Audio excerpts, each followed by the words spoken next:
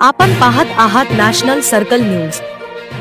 चांदूर बाजार शहरातील ताजनगर रस्त्यावर काही मुस्लिम युवकांनी निवडणुकीचा विजयी जल्लोष साजरा करताना त्या ठिकाणाहून जाणाऱ्या हिंदू महिला व युवकांना अडवून लाथाबुक्क्यांनी मारहाण करून अश्लील शिवीगाळ केली।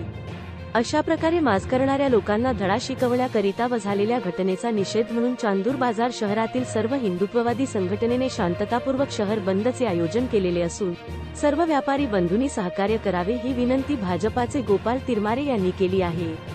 पहा संपूर्ण बातमी। नॅशनल सर्कल न्यूज, मुख्य संपादक प्रताप गवई।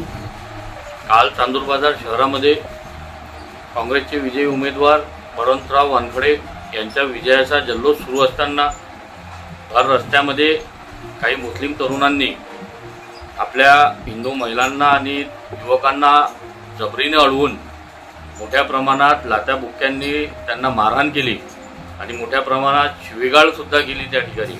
आणि विना परवानगी अशा पद्धतीनं जल्लोष करणाऱ्या तरुणांनी जो मोठा उन्माद त्या ठिकाणी घातला आणि आपल्या आया बहिणींना त्या ठिकाणी मोठ्या प्रमाणात मारहाण केली, या सर्व घटनेचा मी प्रथमतः भारतीय जनता पक्षाच्या वतीने निषेध करतो आणि पोलीस प्रशासनाद्वारे या सर्व आरोपींना तात्काळ अटक करण्यात यावी आणि चांदूर बाजार शहरामध्ये जो आता या ठिकाणी तणावपूर्ण वातावरण निर्माण झालं ते शांत करण्याकरिता ताबडतोब त्यांनी उपाययोजना करावी।